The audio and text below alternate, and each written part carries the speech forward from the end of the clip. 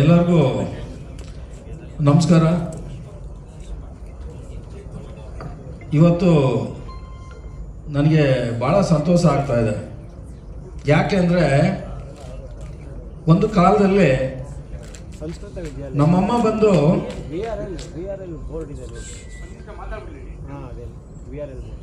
Saturday of day school ಇರುತ್ತೆ, ನಾನು ಸ್ಕೂಲ್ಗೆ ಹೋಗಿರ್ತೇನೆ. ನಮ್ಮ ತಾಯಿ ಹೂ ಮಾರ್ತಾ ಇರ್ತಾರೆ. ಹಸು ತಡಿಲಾರ್ದೆ ಸ್ಕೂಲ್ ಹತ್ರ ನಾನು ಕಾಯ್ತಾ ಇರ್ತೀನಿ. ನಮ್ಮಮ್ಮ ಅಲ್ಲಿಂದ ವ್ಯಾಪಾರ ಮಾಡಿಕೊಂಡು ಓಡೋಡಿ ಬಂದು ಇಡ್ಲಿನ ಕೊಡಿಸಿ ತಿನ್ನಿಸ್ಬಿಟ್ಟು ಸ್ಕೂಲಿಗೆ ಕಳಿಸ್ಬಿಟ್ಟು ಅವ್ರು ವ್ಯಾಪಾರ ಮಾಡೋಕ್ಕೆ ಹೋಗ್ತಾರೆ. ಆ ಥರ ಇದ್ದಂಥ ವ್ಯಕ್ತಿ ಇವತ್ತು ನಾನೇ ಎಕ್ಸ್ಪೆಕ್ಟ್ ಮಾಡಿಲ್ಲ. ನಾನು ಈ ರೀತಿ ಬೆಳಿತೀನಿ, ಈ ರೀತಿ ಆಗ್ತೀನಿ, ಎಲ್ಲರೂ ಕೂಡ ಈ ಒಂದು ಸಂದರ್ಭದಲ್ಲಿ ನಾನು ನಿಲ್ತೀನಿ ಅಂತ ಇರಲಿಲ್ಲ. ಆದರೆ ನಮ್ಮ ತಂದೆ ತಾಯಿಯ ಆಶೀರ್ವಾದ, ನಾನು ಇವತ್ತು ಕೂಡ ನಮ್ಮ ತಂದೆ ತಾಯಿ ಇಲ್ಲ, ಆದರೂ ನನ್ನ ಜೊತೆಲಿ ಇದ್ದಾರೆ. ಯಾಕೆ ಅಂದರೆ ಅವರು ನಮ್ಮ ತಾಯಿ ಸತ್ತ ಮೇಲೆ ಅವ್ರ ಕಾಲುಂಗ್ರನ ನನ್ನ ಕೈಲೇ ಹಾಕ್ಕೊಂಡಿದ್ದೀನಿ. ಮಧ್ಯದಲ್ಲಿ ಬೆಳ್ಳಿ ಕಾಲುಂಗ್ರ ಇಟ್ಕೊಂಡು ಆ ಕಡೆ ಗೋಲ್ಡ್ ಹಾಕ್ಕೊಂಡಿದ್ದೀನಿ. ಜೊತೆಗೆ ಈ ಒಂದು ಮಾಂಗಲ್ಯ ಚೈನು ನಮ್ಮ ತಾಯಿದೆ ನಾನು ಹಾಕ್ಕೊಂಡಿದ್ದೀನಿ. ಯಾಕೆಂದರೆ ನನಗೆ ನಮ್ಮ ತಾಯಿ ತಂದೆಗೆ 7 ಜನ ಮಕ್ಕಳು, ಅದರಲ್ಲಿ ನನ್ನ ತಮ್ಮ, ನಾನು, ಅದು ಬಿಟ್ಟರೆ 5 ಜನ ತೆಗೆದಿರು. ಇವತ್ತು ಸಾಮಾನ್ಯಗೆ ತಾಯಿ ಓದಂಥ ಪಕ್ಷದಲ್ಲೇ ಹೆಣ್ಮಕ್ಳಿಗೆ ಒಡವೆ ಅಂದರೆ ಒಂದು ಮಾಂಗಲ್ಯ ಚೈನ್ ಆಗಲಿ ಇನ್ನೊಂದಾಗಲಿ ಅವ್ರಿಗೆ ಸೇರಬೇಕು, ಕಾಲುಂಗ್ರ ಆಗಲಿ ಅಂತ. ನಾನು ರಿಕ್ವೆಸ್ಟ್ ಮಾಡಿದೆ, ನೋಡಮ್ಮ ಮಾಂಗಲ್ಯ ಚೈನು ಕಾಲುಂಗ್ರ ನಾನು ಕೊಡ್ತೀನಿ, ನಾನು ಯಾವುದೇ ಕಾರಣಕ್ಕೆ ಕೊಡೋದಿಲ್ಲ ಅಂತ ಹೇಳಿದಾಗ ಆಯ್ತಣ್ಣ ನೀನು ಹಾಕು ಅಂತ ಅಂದರು. ಆದರೆ ಇವತ್ತು ನನ್ನ ಕಾಪಾಡ್ತಾ ಇರೋದು ನಮ್ಮ ತಂದೆ ತಾಯಿ. ಇವತ್ತು ಕೂಡ ನನ್ನ DPಲಿ ಹಾಕ್ಕೊಂಡಿರೋದು ನಮ್ಮ ತಂದೆ ತಾಯಿ ಫೋಟೋ. ನನ್ನ ಆಫೀಸಲ್ಲಿ ಇಷ್ಟು ಬೆಳವಣಿಗೆ ಆದರೂ ಕೂಡ ನನ್ನ ಎದುರುಗಡೆ ಹಾಕ್ಕೊಂಡಿರೋದು ನಮ್ಮ ತಂದೆ ತಾಯಿ. ಹೋದ ತಕ್ಷಣ ನಾನು ದೇವರಿಗೆ ನಮಸ್ಕಾರ ಮಾಡಿ, ನಮ್ಮ ತಂದೆ ತಾಯಿಗೆ ನಮಸ್ಕಾರ ಮಾಡಿ ನಾನು ಸೀಟಲ್ಲಿ ಕೂರ್ತೀನಿ. ಆದರೆ ಅವ್ರ ಆಶೀರ್ವಾದನೇ ಇವತ್ತು ಇಲ್ಲಿವರೆಗೂ ನನಗೆ ಕರ್ಕೊಂಬಂದಿದೆ. ಎರಡನೇದು ಒಂದು ಸಿನಿಮಾ ರಂಗ ಬರೋದಕ್ಕೆ ಕಾರಣ ಏನು ಅಂತ ಅಂದರೆ, ನನಗೆ ಶಕ್ತಿ ಕೊಟ್ಟಂಥದ್ದು, ನನಗೆ ಕಲಿಸಿದ್ದು ಸಮುದಾಯ. ಆ ಸಮುದಾಯ ಟ್ರೂಪಲ್ಲಿ ನಾನು ಮಾಡದೆ ಹೋದಂಥ ಪಕ್ಷದಲ್ಲಿ ಒಂದು ಬೀದಿ ನಾಟಕ ಕೂಡ ನಾನು ಫಸ್ಟು ಒಂದು ಬೀದಿ ನಾಟಕ ಮಾಡಿದ್ರು, ಮಾಲತಿ ಅಂತ ಅಂದ್ಬಿಟ್ಟು ಎಲ್ಲ ಗೊತ್ತಿದೆ. ಅವ್ರು ಬಂದು ಆ ಒಂದು ಬೀದಿ ನಾಟಕನ ಡೈರೆಕ್ಟ್ ಮಾಡಿದಾಗ ಅಲ್ಲಿ ಕುಡ್ಕುನ್ ಕ್ಯಾರೆಕ್ಟರ್ ಕೊಟ್ಟರು. ಫಸ್ಟ್ ಟೈಮು ನಾನು ಕುಡ್ಕುನ್ ಕ್ಯಾರೆಕ್ಟರ್ ಮಾಡಿದೆ, ಭಾಳ ಚೆನ್ನಾಗಿ ಮಾಡಿದೆ. ಆವಾಗ ಮತ್ತು ಶಿವಣ್ಣ ಅಂತ ಇಬ್ಬರನ್ನೂ ಸೆಲೆಕ್ಟ್ ಮಾಡಿಕೊಂಡ್ರು ಸಮುದಾಯದಲ್ಲಿ. ಗುಂಡಣ್ಣ ಇಲ್ಲೇ ಇದ್ದಾರೆ, ಗುಂಡಣ್ಣ ದಯವಿಟ್ಟು ಬನ್ನಿ, ಬನ್ನಿ. ನಾವು ಸುಮಾರು ಬೀದಿ ನಾಟಕಗಳನ್ನ ನಾವು ಮಾಡಿದ್ದೀವಿ, ಸ್ಟೇಜ್ಗಳ ನಾಟಕಗಳು ಮಾಡಿದ್ದೀವಿ. ಇವನ್ನು ಬ್ಯಾಂಗ್ಳೂರು ಇರ್ಬೋದು, ದಾವಣಗೆರೆ ಇರ್ಬೋದು, ಮೈಸೂರು ಇರ್ಬೋದು, ನಾನು ಡೆಲ್ಲಿ ಕೂಡ ಎಲ್ಲ ಕೂಡ ಬೀದಿ ನಾಟಕ ನಾವು ಮಾಡಿದ್ದೀವಿ. ಇವನ್ನು ಜಯಶ್ರೀ ನಿಮಗೆಲ್ಲ ಚಿರಪರಿಚಿತ. ಅವರೊಂದು ತಾಯಿ ಅಂತ ಒಂದು ನಾಟಕದಲ್ಲಿ ನಾನು ಶಾಸ್ತಾಕೋವಿಚ್ ಅಂತ ಒಂದು ಕ್ಯಾರೆಕ್ಟರ್ ಮಾಡಿದ್ದೆ ನಾನು ಅವ್ರ ಜೊತೆ. ಅವ್ರು ಬಂದ್ಬಿಟ್ಟು ಹೆಂಡತಿ, ನಾನು ಗಂಡ ಕ್ಯಾರೆಕ್ಟರ್ ಅದರಲ್ಲಿ. ಅದು ಬಿಟ್ಟರೆ ಗೆಲಿಲಿಯೋ ಅಂತ ಲೋಕನಾಥ್, ಇನ್ನೊಂದು ಹುಲಿಯ ನೆರಳು ಅಂತ ಅಂದ್ಬಿಟ್ಟು ಲೋಹಿತ್ ಅವ್ರ ಜೊತೆ ಡ್ರಾಮಾಗಳು ಮಾಡಿದ್ದು. ಪ್ರಸನ್ನ ಅಂತ ಸುಮಾರು ಪಕ್ಷಾಂತರ ಪ್ರಕರಣ ಅಂತ ಅಂದ್ಬಿಟ್ಟು ಅವರು ಬೀದಿ ನಾಟಕಗಳು ಮಾಡ್ತಾಯಿದ್ರು, ಅದರಲ್ಲೂ ಕೂಡ ನಾನು ಮಾಡಿದ್ದೆ. ಆಮೇಲೆ ಮಂಥನ ಅಂತ ಒಂದು ಟ್ರೂಪಲ್ಲಿ ಮಾಡಿದ್ದೆ. ಅದಲ್ಲದೆ ಒಂದು ಗುರುದತ್ ಅಂತ ಅಂದ್ಬಿಟ್ಟು ನಮ್ಮ BSNL ಕೂಡ ಅವರಿದ್ದರು. ಅವರು ಸುಮಾರು ಸಿನಿಮಾದಲ್ಲಿ ಮಾಡಿದ್ದಾರೆ, ಸಿಂಗರ್ ಕೂಡ. ಅವರ ಜೊತೆಲಿ ಒಂದು ಕುದುರೆ ಮೊಟ್ಟೆ ಅನ್ನೋ ಒಂದು ನಾಟಕನ ಮಾಡಿದಾಗ ಒಂದು ಕಳ್ಳನ ಕ್ಯಾರೆಕ್ಟ್ರು, ಇನ್ನೊಬ್ಬಂದು ದನಕಾಯ ಕ್ಯಾರೆಕ್ಟ್ರು ಮಾಡಿದ್ದೆ. ಅದರಲ್ಲಿ ನನಗೆ ಸ್ಟೇಟ್ ಲೆವೆಲ್ ಅವಾರ್ಡ್ ಬಂತು. ಇದೇ ರವೀಂದ್ರ ಕಲಾಕ್ಷೇತ್ರದಲ್ಲಿ ನನಗೆ ಅವಾರ್ಡ್ ಬಂತು. ಆದರೆ ನನಗೆ ಅವಾರ್ಡ್ ಬಂದಿರೋದು ಗೊತ್ತಿಲ್ಲ, ಅವರೇ ಹೋಗಿ ಅವಾರ್ಡ್ ತೊಗೊಂಡು ಆಮೇಲೆ ನನಗೆ ಹೇಳಿದ್ರು. ಅದಾಗಿ ಒಂದು ಸಿನಿಮಾ, ಏಕೆಂದರೆ ಸಿನಿಮಾ ವಿಷಯಕ್ಕೆ ಬಂದಾಗ ಈಗ ನಾನು ಆಲ್ರೆಡಿ ಹೇಳಿದೆ, ನಾನು ಸಮುದಾಯ ರಂಗಭೂಮಿ ಕಲಾವಿದ ಅಂತ, ಒಬ್ಬ ರೈಟರ್ ಕೂಡ. ಜೊತೆಗೆ ನಾನು ಡೈರೆಕ್ಷನ್ ಮಾಡಬೇಕು ಅಂತಂದು ನಾನು ಪ್ರಯತ್ನ ಮಾಡಿ ಕೊನೆಗೆ ನನ್ನ ಬ್ಯುಸಿ ಶೆಡ್ಯೂಲಲ್ಲಿ ನಾನು ಅದಕ್ಕೆಲ್ಲ ಕೈ ಹಾಕೋಕ್ಕಾಗಲ್ಲ ಅಂದ್ಬಿಟ್ಟು ನಾನು ಬೆಸ್ಟು ಯಾರನ್ನ ಸೆಲೆಕ್ಟ್ ಮಾಡಿದ್ರೆ ಒಳ್ಳೇದು ಅಂತ ಅಂದಾಗ ನಾನು ಯಾವುದೋ ಒಂದು ಮೂಮೆಂಟ್ಸಲ್ಲಿ ನಾನು ರವೀಂದ್ರ ಕಲಾಕ್ಷೇತ್ರದಲ್ಲಿ ನನಗೆ ಗೆಸ್ಟಾಗಿ ಕರೆದಿದ್ರು. ಆ ಟೈಮಲ್ಲಿ ಸರ್ ಸಾಯಿ ಪ್ರಕಾಶ್ ಅವರು ಕೂಡ ಗೆಸ್ಟಾಗಿ ಬಂದಿದ್ರು. ಏನೋ ನನ್ನ ಅದೃಷ್ಟಕ್ಕೆ ಅವ್ರು ನನ್ನ ಪಕ್ಕದಲ್ಲೇ ಕೂತಿದ್ರು. ಅವಾಗ ಮನಸ್ಸು ತಡಿತಾ ಇಲ್ಲ, ಹೆಂಗೆ ಕೇಳಿ ಅಲ್ಲ, ಸೀನಿಯರ್ ಡೈರೆಕ್ಟ್ರು 105 ಸಿನಿಮಾ ಮಾಡಿದ್ದಾರೆ, ಅವ್ರ ಹತ್ರ ಹೆಂಗಪ್ಪ ಮಾತಾಡೋದು? ನಿಜವಾಗೂ ಅವ್ರ ಹತ್ರ ಸುಮ್ಮನೆ ಸರ್ ಹಿಂಗಿದೆ, ಒಂದು 10 ನಿಮಿಷ ಮಾತಾಡ್ಬೇಕು ನಿಮ್ಮ ಹತ್ರ, ಹೊರಗಡೆ ಸಿಗೋಕ್ಕಾಗತ್ತಾ? ಅದಕ್ಕೇನಂತೆ ಬರ್ತೀನಿ ಅಂದರು, ಎಷ್ಟು ಸಿಂಪಲ್ಲಾಗಿ. ಆಮೇಲೆ ಸರ್ ಕ್ಯಾಪಿಟಲ್ ಹೋಟೆಲ್ಗೆ ಬಂದರೆ ಅಲ್ಲಿ ಏನೋ ಡಿಸ್ಕಸ್ ಮಾಡ್ಬೋದು ಸರ್.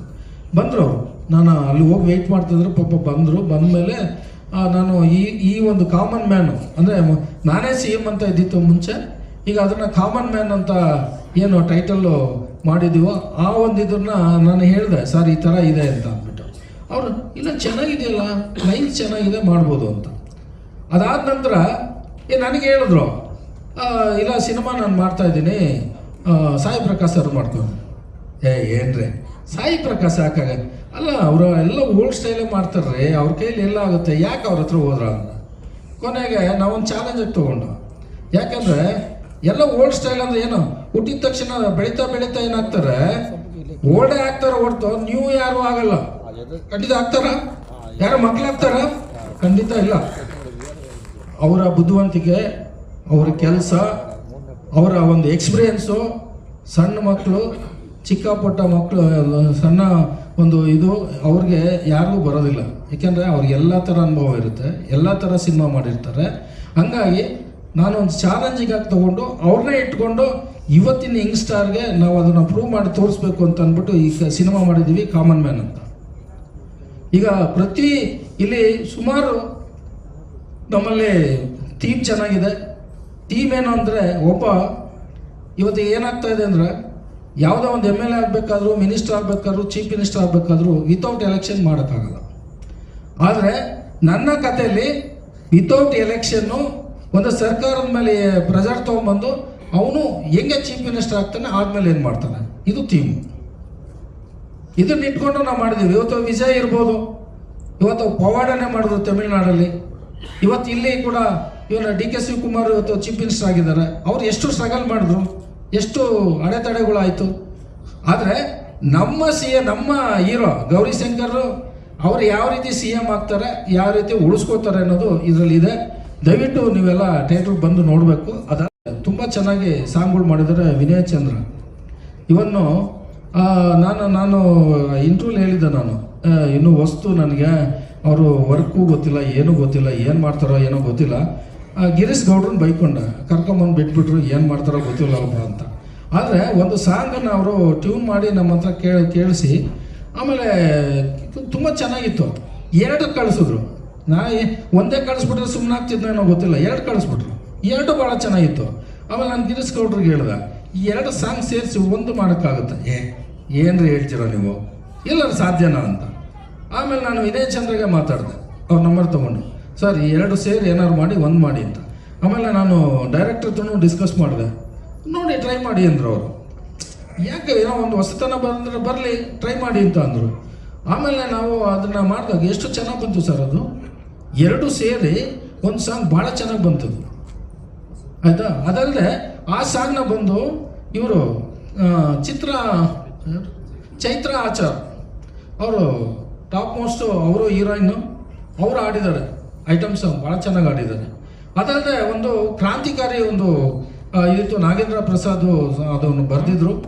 ಅದನ್ನು ಈ ಕೈಲಾಸ್ ಕೇರು ಕೈಲಿ ಆಡಿಸ್ತೇವೆ ನಾವು, ಭಾಳ ಚೆನ್ನಾಗಿ ಆಡಿದ್ರು. ಅವ್ರು ಎಷ್ಟು ಅದರಲ್ಲಿ ಇನ್ವಾಲ್ವ್ ಆಗಿ ಆಡಿದ್ರು ಅಂದರೆ, ಯಾಕೆಂದ್ರೆ ನಾನು ಬಾಂಬೆಗೆ ಹೋಗಿದ್ದೆ ಆಡಿಸ್ಬೇಕು ಅಂದರೆ, ನಾನು ವಿನಯ್ ಚಂದ್ರನೇ ಹೋಗಿದ್ದಿತ್ತು. ತುಂಬ ಚೆನ್ನಾಗಿ ಅವರು ಇಂಪ್ರೆಸ್ ಮಾಡಿ ಅವರು ಫುಲ್ಲು ಅದರಲ್ಲಿ ಇನ್ವಾಲ್ವ್ ಆಗಿ ಆಡಿದ್ರು, ಭಾಳ ಚೆನ್ನಾಗಿ ಆಡಿದ್ರು.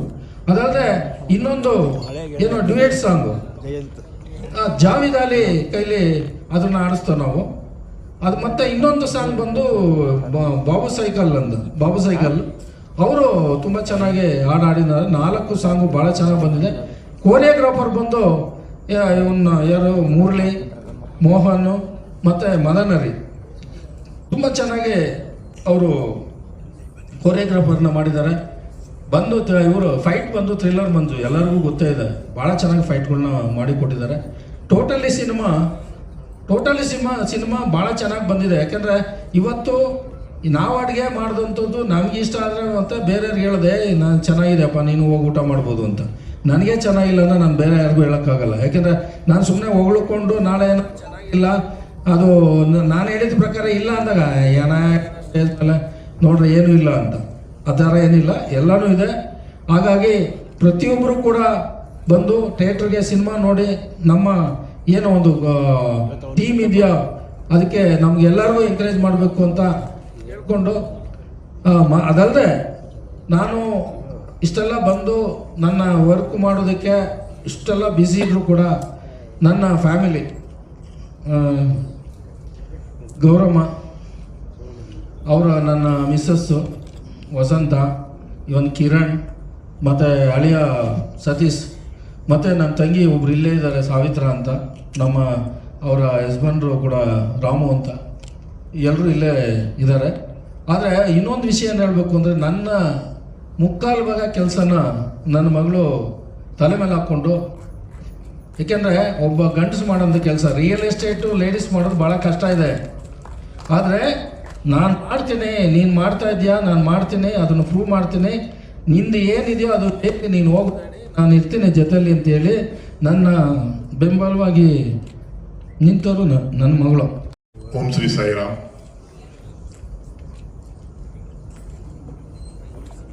ನಮ್ಮ ಟೀಮ್ ಪರವಾಗಿ ಮತ್ತೊಮ್ಮೆ ನಮ್ಮನ್ನ ನಿರ್ಮಾಪಕರಿಗೆ ಹುಟ್ಟುಹಬ್ಬದ ಶುಭಾಶಯ. ಸಾಯಿಬಾಬರ ಆಶೀರ್ವಾದ ಸದಾ ನಿಮ್ಮ ಮೇಲಿರಲಿ, 100 ವರ್ಷ ಸುಖವಾಗಿ ಶಾಂತಿಯುತವಾಗಿರಲಿ ಅಂತ ಬಾಬಾ ಪ್ರಾರ್ಥನೆ ಮಾಡ್ತೀನಿ. ಕಾಮನ್ ಮ್ಯಾನ್, ನಮ್ಮ ನಿರ್ಮಾಪಕರು ಕಾಮನ್ ಮ್ಯಾನ್ ಬಗ್ಗೆ ಸಂಪೂರ್ಣವಾಗಿ ನಿಮ್ಮ ಮಾಹಿತಿ ಕೊಟ್ಟಿದ್ದಾರೆ. ಖುಷಿ ಆಗುತ್ತೆ, ಯಾಕಂದ್ರೆ ಕಥನವರು ಬರೆದಿರಲ್ವಾ, ಅದರಿಂದ ನಿರ್ಮಾಪಕರು, ಕಥ ಮತ್ತು ನಟರು ತ್ರಿಪಾತ್ರ ಅಭಿನಯ ಮಾಡಿದ್ದಾರೆ ಅವರು. ಇವತ್ತು ಅವರ ಹುಟ್ಟಿದಬ್ಬ ದಿನ ಪೋಸ್ಟ್ ಮಾಡಿದ್ದು ಒಂಥರ ಖುಷಿ ಆಗತ್ತೆ. ಇಲ್ಲಿ 2 ಕುಟುಂಬ ಸೇರಿದ್ವಿ, ಒಂದು ಟೆಲಿಕಾಂ ಗ್ರೂಪ್, ಸುರಭಿ ಗ್ರೂಪ್, 1+1 ನಾವೆಲ್ಲ ಸೇರಿದ್ವಿ.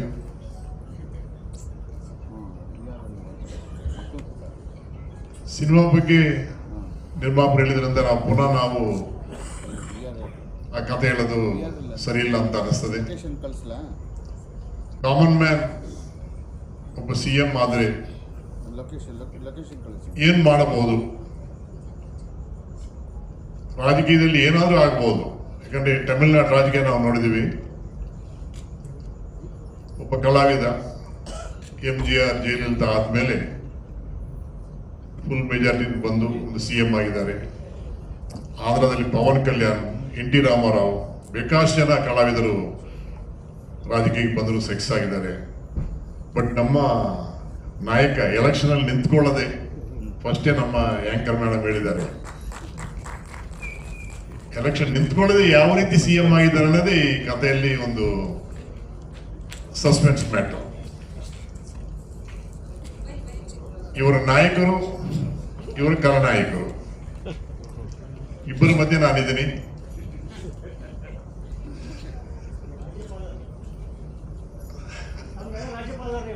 ರಾಜ್ಯಪಾಲರು ಬ್ಯಾಕ್ಗ್ರೌಂಡ್ ನಾನು ಈ ಸಿನಿಮಾದಲ್ಲಿ ರಾಜ್ಯಪಾಲರಾಗಿ ಅಶೋಕ್ ಅವರು ಮಾಡಿದ್ದಾರೆ. ಜನರಿಗೆ ಇವಾಗ ಏನ್ ಬೇಕು, ಈಗ ಏನ್ ನಡೀತಾ ಇದೆ, ಕರ್ನಾಟಕದ ರಾಜಕೀಯ ಯಾವ ರೀತಿ ಬದಲಾವಣೆ ಆಯಿತು, ಅದೇ ರೀತಿ ಅದು ಏನೋ ಗೊತ್ತಿಲ್ಲ, ನಾವು ಯಾವ ರೀತಿ ಊಹೆ ಮಾಡಿದೋ ಗೊತ್ತಿಲ್ಲ. ಇರೋ ಮುಖ್ಯಮಂತ್ರಿಗಳು ಇನ್ನೊಬ್ಬರಿಗೆ ಮುಖ್ಯಮಂತ್ರಿ ಕೊಟ್ಟು ಅವರು ವಾಪಸ್ ಹೋಗೋದು ನಾವು ನೋಡಿದೀವಿ. ಈ ಸಿನಿಮಾದಲ್ಲಿ ನಮ್ಮವರು ಅದೇ ರೀತಿ ಮಾಡಿದ್ದಾರೆ. ಇಟ್ ಈಸ್ ಎಲ್ಲರೂ ನೋಡುವಂತ ಒಂದು ಫ್ಯಾಮಿಲಿ ಎಂಟರ್ಟೈನರ್. ಇದರಲ್ಲಿ ಹಾಸ್ಯ ಇದೆ, ಅದ್ಭುತವಾದಂಥ ಹಾಡುಗಳಿದೆ. ವಿನಯ್ ಚಂದ್ರ ತುಂಬಾ ಚೆನ್ನಾಗಿ ಸಂಯೋಜನೆ ಮಾಡಿದ್ದಾರೆ. ನಾಗೇಂದ್ರ ಪ್ರಸಾದ್ ಅವರು ಚೆನ್ನಾಗಿ ಬರೆದರು. ಗೌರಿ ಬಗ್ಗೆ ಹೇಳ್ಬೇಕಾಗಿಲ್ಲ, ನೋಡಕ್ ಚಿಕ್ಕವರಾಗಿದ್ರು ಮೂರ್ತಿ ಚಿಕ್ಕದು ಕೀರ್ತಿ ದೊಡ್ಡದು ಅಂತ ಹೇಳ್ತಾರಲ್ವಾ, ಆ ರೀತಿ ಅದ್ಭುತವಾಗಿ ನಮ್ಮ ಗೌರಿ ಆಕ್ಟ್ ಮಾಡಿದ್ದಾರೆ. ಇನ್ನು ನಮ್ಮ ತಂಡ ಇದೆ, ಬೇಕಾಷ್ಟು ತಂಡ ಇದೆ. ಹನುಮಂತರ ಬಾಲ ಇದ್ದ ಹಾಗೆ ಎಲ್ಲರೂ ನನ್ನವರು, ಎಲ್ಲರೂ ತುಂಬ ಚೆನ್ನಾಗಿ ಮಾಡಿದ್ದಾರೆ. ನಮ್ಮ ಟೀಮ್ ಬಗ್ಗೆ ಹೇಳಬೇಕಾಗಿಲ್ಲ. ಜೆ.ಡಿ. ಕೃಷ್ಣ ಆಗ್ಬೋದು, ಎಡಿಟರ್ ಆಗ್ಬೋದು, ನಮ್ಮ ಅಸೋಸಿಯೇಟ್ಸ್ ಆಗ್ಬೋದು, ಶಶಿಕಿರಣ್, ರಾಮಚಂದ್ರ, ಎಲ್ಲರೂ ತುಂಬ ಚೆನ್ನಾಗಿ ಮಾಡಿದ್ದಾರೆ. ಕಲಾವಿದರೆಲ್ಲ ಹೇಳಿದ್ದೀನಿ ನಾನು, ಅವರೆಲ್ಲ ಹೇಳಿದ್ರು ಇಷ್ಟು ಉದ್ದ ಇದಿಲ್ಲ, ಅದಂತ ಎಲ್ಲ ನಮ್ಮವರು, ನನ್ನ ಕುಟುಂಬದವರು ಅಂತ ಹೇಳ್ಕೊಂಡಿದ್ದೀನಿ ನಾನು. ಈಗ ಫೈನಲ್ ಸ್ಟೇಟಸ್ ನಾವಿದ್ದೀವಿ. DI ನಡೀತಾ ಇದೆ, 7.1 ನಡೀತಾ ಇದೆ, ಅಡ್ವಾನ್ಸ್ ನಡೀತಾ ಇದೆ. ಈ ತಿಂಗಳಲ್ಲಿ ಸೆನ್ಸಾರ್ ಆದ್ಮೇಲೆ ನಾವು ರಿಲೀಸ್ ಡೇಟ್ ಫೈನಲೈಸ್ ಮಾಡ್ಕೊಂತೀವಿ. 19% ಮಳೆಗಾಲ ಆದ್ಮೇಲೆ ರಿಲೀಸ್ ಮಾಡ್ಬೇಕಂತ ಆಸೆ ಪಡ್ತಾ ಇದ್ದೀವಿ. ಯಾಕಂದ್ರೆ ಮಾನ್ಸೂನ್ ಯಾವ ರೀತಿ ಇರುತ್ತೋ ಗೊತ್ತಾಗಲ್ಲ, ಜುಲೈನಲ್ಲಿ ಇರ್ಬೋದು. ಅದರಿಂದ ಆಗಸ್ಟ್ ಇದೆ ರೈಟ್ ಟೈಮ್ ಫಾರ್ ರಿಲೀಸ್ ಅಂತ ಅನ್ಕೊಂಡಿದ್ದೀವಿ.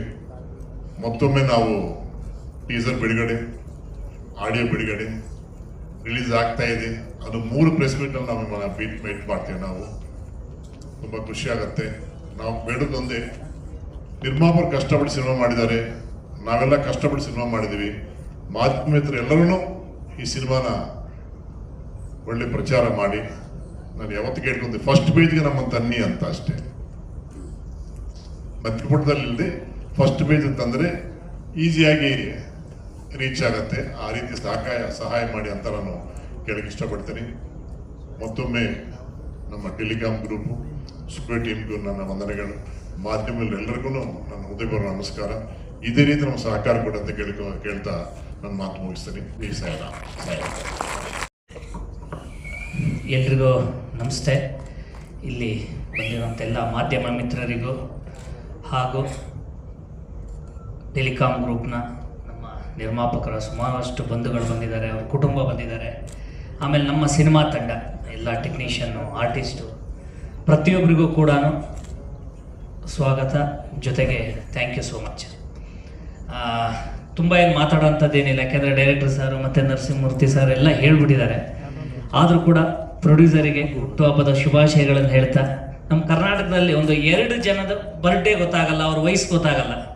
ಒಂದು ವಾಟಾಳ್ ನಾಗರಾಜ್ ಅವ್ರದ್ದು ಎಷ್ಟು ವಯಸ್ಸು ಅನ್ನೋದು ಅಷ್ಟು ಸುಲಭಕ್ಕೆ ಯಾರಿಗೂ ಗೊತ್ತಾಗಿಲ್ಲ. ಹಾಗೆ ನಾನು ಇವ್ರನ್ನ ಯಾವಾಗಲೂ ಕೇಳೋದು, ಸರ್ ನಿಮ್ಮನ್ನು ನೋಡಿದ್ರೆ ಹುಡುಗರ ಥರ ಇದ್ದೀರಿ, ನೋಡಿದ್ರೆ ಮನೆಯವರು, ಮಗಳು, ಮೊಮ್ಮಕ್ಕಳು, ಅದಾದ್ಮೇಲೆ ನೋಡಿದ್ರೆ ಮಗನು ಕೂಡ ಹೆಚ್ಚು ಕಡಿಮೆ ನಮ್ಮ ವಯಸ್ಸಿನವರಿದ್ದಾರೆ. ನಿಮ್ಮ ವಯಸ್ಸು ಎಷ್ಟು ನಿಜವಾಗ್ಲು? ಅಲ್ಲ, ಇಲ್ಲ ಇಲ್ಲ ಇಲ್ಲ, ಅವ್ರು ಕೇಳಿದ್ದಾರೆ, ಅವ್ರ ಆಸೆ ಯಾಕೆ ನಾವು ನಿರಾಸೆ ಮಾಡಬೇಕು? ಆದರೆ ನನಗೆ ಹೌದು, ನಮ್ಮ ಮಿಸ್ಸಸ್ ಇಲ್ಲೇ ಇದ್ದಾರೆ, ನನ್ನ ಮಗಳು, ನನ್ನ ಮಗ, ಅಳಿಯ, ನನ್ನ ಮೊಮ್ಮಗಳು ಕೂಡ ಇಲ್ಲೇ ಇದ್ದಾರೆ. ಆದರೆ ಅವ್ರಿಗೆ ವಯಸ್ಸಾಗುತ್ತೆ, ನನಗೆ ವಯಸ್ಸಾಗಲ್ಲ.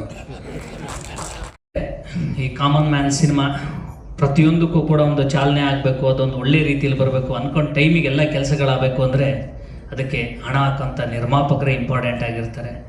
ಆ ಒಂದು ಕೆಲಸನ ಅಚ್ಚುಕಟ್ಟಾಗಿ ನಮ್ಮಂಥವ್ರು ಎಲ್ಲರಿಗೂ ಅವಕಾಶ ಮಾಡಿಕೊಟ್ಟಂತಹ ನರಸಿಂಹಮೂರ್ತಿ ಸರ್ಗೆ ಇನ್ನೊಮ್ಮೆ ಬರ್ಡೇನ ವಿಶ್ ಮಾಡ್ತಾ, ಅವರು ಕಲಾವಿದರು ಕೂಡ ಹೌದು, ಅವರು ತುಂಬ ಆವಾಗಲೇ ಹೇಳಿದರು, ನಾಟಕ ಟ್ರೂಪ್ಗಳಲ್ಲೆಲ್ಲ ಮಾಡಿದ್ರು ಅಂತ.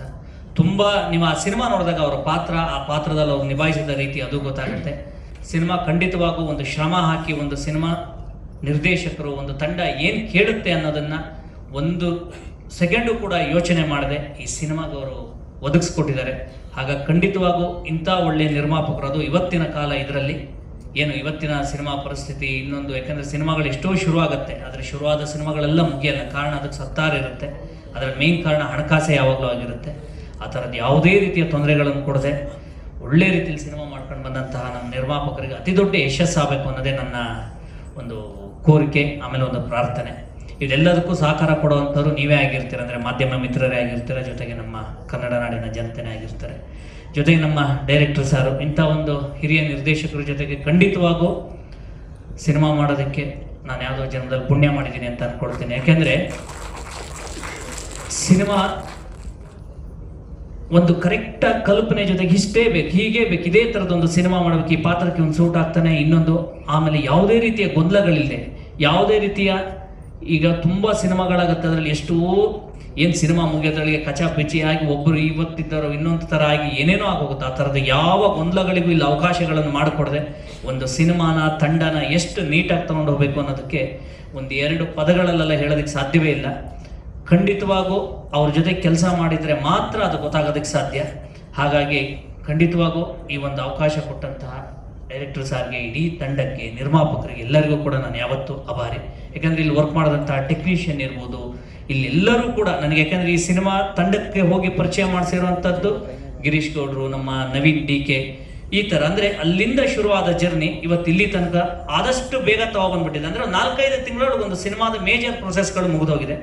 ಈಗ ಸಾರ್ ಹೇಳಿದಾಗೆ ಇನ್ನೊಂದು ಜೂನಲ್ಲಿ ರಿಲೀಸ್ ಅಂತ ಅಂದ್ಕೊಂಡಿದ್ರು, ಆದರೆ ಸಿನಿಮಾ ಕೆಲಸಗಳೊಂದು ಸ್ವಲ್ಪ ನಿಧಾನ ಆಗಿರೋದು. ನಿಧಾನ ಮೀನ್ಸ್ ಆ್ಯಕ್ಚುಲಿ ಪೋಸ್ಟ್ ಪ್ರೊಡಕ್ಷನ್ ಕೆಲಸಗಳು ಸ್ವಲ್ಪ ಟೈಮ್ ತೊಗೊಳ್ತಾ ಇರೋದ್ರಿಂದ ಈ ಮಧ್ಯದಲ್ಲಿ ಜುಲೈ ಬೇಡ ಅಂತ ಅಂದ್ಕೊಂಡಿದ್ದಾರೆ, ಸ್ವಲ್ಪ ಮಳೆ ಆಗಿರುತ್ತೆ ಅಂತ. ಆಗಸ್ಟು ಅಂತ ಒಂದು ಹಂತಕ್ಕೆ ತಲೆಯ ಒಳಗಡೆ ಪ್ಲ್ಯಾನ್ ಇದೆ. ಎಲ್ಲ ಕೆಲಸ ಮುಗಿದ ಮೇಲೆ ಆ ಡೇಟ್ಗಳನ್ನು ಅನೌನ್ಸ್ ಮಾಡ್ತಾರೆ.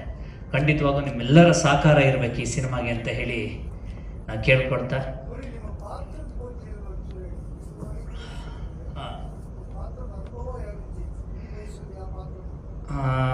ನಿಜವಾಗ್ಲೂ ನಾನು ಕತೆ ಕೇಳಿದಾಗ ಸೀರಿಯಸ್ಲಿ ನಾನು ಅವತ್ತೂ ಹೇಳಿದೆ ಇದನ್ನು. ಅದಕ್ಕಾಗಿ ಕೆರೆ ಭೇಟಿ ಆದ್ಮೇಲೆ ನಾನು ಕೂಡ ಒಂದು ಒಳ್ಳೆ ಸಿನಿಮಾ ಮಾಡಬೇಕು.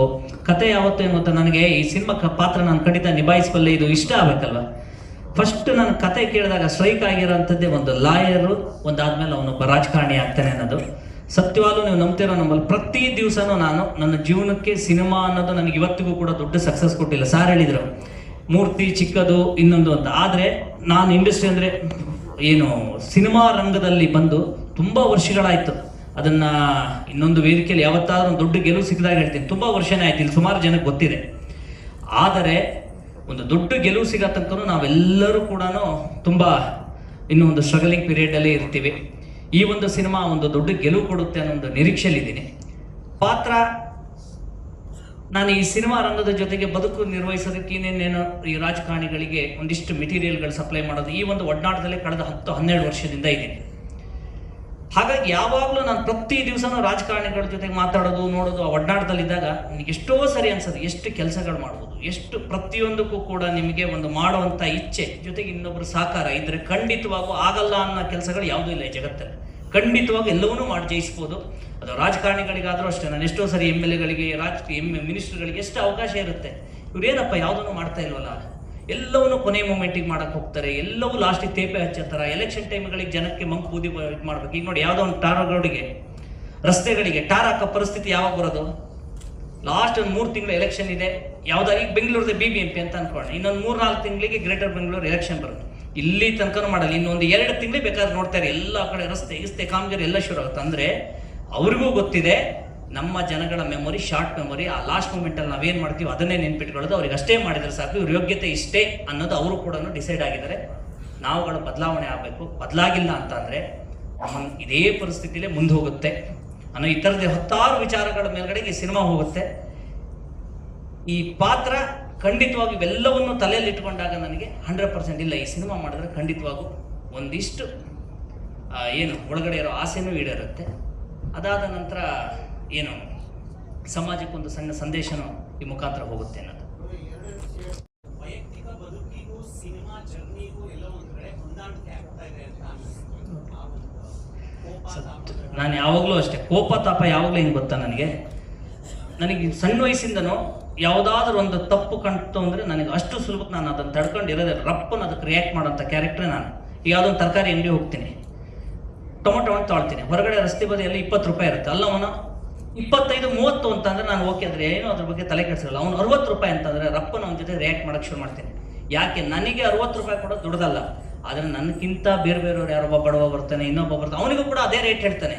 ನನ್ನಂಥವನು ಕೇಳಿಲ್ಲ ಅಂತ ಅಂದರೆ ಎಲ್ಲರೂ ಬಾಯಿ ಮುಚ್ಕೊಂಡಿದ್ರೆ ಈ ಸಮಾಜದಲ್ಲಿ ನಿಮಗೂ ಕೂಡ ಗೊತ್ತಿದೆ ನಿಜವಾದ ತಪ್ಪಿತಸ್ಥರು ಯಾರು ಅಂತ ಅಂದರೆ ತಪ್ಪು ಮಾಡೋರಲ್ಲ. ತಪ್ಪು ಮಾಡೋರನ್ನ ವಿರೋಧ ಮಾಡಿದೆ, ನಂಗೆ ಯಾಕೆ ಅವನ ಥರ ಮಾಡ್ಕೊಳ್ಳಿ, ನನ್ನ ಸುದ್ದಿ ಒಂದು ಬರಲ್ಲ ಅನ್ನೋ ಮನಸ್ಥಿತಿ ಇಟ್ಕೊಂಡವರಿಂದನೇ ಈ ಸಮಾಜಕ್ಕೆ ಅತಿ ದೊಡ್ಡ ಆಘಾತ ಆಗಿ ಕೆಲವೆಷ್ಟು ಪರಿಸ್ಥಿತಿಗಳು ಮುಂದುವರಿತಾರೆ.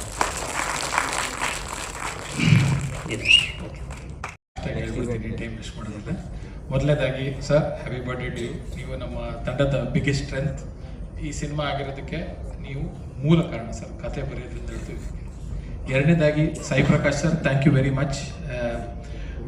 ಈ ಸಿನಿಮಾದಲ್ಲಿ ಒಳ್ಳೆ ಹಾಡುಗಳು ಮಾಡೋಕ್ಕೆ ಫಸ್ಟ್ ಫೇಸ್ ನಾವೆಲ್ಲ ಪ್ರೆಸ್ ಅವ್ರು ಮೀಟ್ ಆಗಿದ್ದಾಗ ಫಸ್ಟ್ ಫೇಸಲ್ಲಿ ಹಾಡುಗಳ ಬಗ್ಗೆ ಮಾತಾಡಿದೆ. ಸೊ ಇವಾಗ ನಾವು ಆ ಕೊನೆ ಹಂತಕ್ಕೆ ಬಂದಿದ್ದೀವಿ, ವೇರ್ ಸಿನಿಮಾದ ಬ್ಯಾಕ್ಗ್ರೌಂಡ್ ಸ್ಕೋರ್ ಫಿನಿಶ್ ಮಾಡಿ ಫೈನಲ್ ಮಿಕ್ಸಿಂಗಲ್ಲಿ ಕೂತಿದ್ದೀವಿ. ಸೊ ಮೊದಲನೇದಾಗಿ ಈ ಸಿನಿಮಾದಲ್ಲಿ ತುಂಬ ಎಲಿವೇಶನ್ ಜಾಗಗಳಿದೆ. ಬಿಕಾಸ್ ತುಂಬ ಏನಂತಾರೆ ಆಡಿಯನ್ಸ್ಗೆ ಎಕ್ಸೈಟ್ ಆಗುವಂಥ ಸುಮಾರು ಜಾಗಗಳಿದೆ. ಸೊ ಅಂಥ ಒಂದು ಸೂಪರ್ ಜಾಗಗಳು ಗುರುಗಳು ನಮಗೆ ಕ್ರಿಯೇಟ್ ಮಾಡಿಕೊಟ್ಟಿದ್ದಾರೆ. ಸಿನಿಮಾದಲ್ಲಿ ನಮಗೆ ಚೆನ್ನಾಗಿ ಮಾಡೋವಂಥ ಅವಕಾಶ ಮಾಡಿಕೊಟ್ಟಿದ್ದಾರೆ. ಇನ್ನೊಂದು ಈ ಸಿನಿಮಾಕ್ಕೆ 2 ಪಿಲ್ಲರ್ಸ್ ತುಂಬ ಸ್ಟ್ರಾಂಗ್ ಆಗಿರೋದ್ರಿಂದ ಸಿನಿಮಾ ಎಲ್ಲೂ ಆವಾಗಲೇ ನಾವು ಮಾತಾಡ್ದಂಗೆ ಎಲ್ಲೂ ಕೂಡ ಗೌರಿ ಸರ್ ಹೇಳಿದ್ರು ಎಲ್ಲೂ ಒಂದ್ಸಲಿ ಹಿಂಗೆ ಅಲ್ಲಾಡಲಿಲ್ಲ. ಬಿಕಾಸ್ 2 ಪಿಲ್ಲರ್ಸ್ ಅಷ್ಟು ಸ್ಟ್ರಾಂಗ್ ಆಗಿದೆ.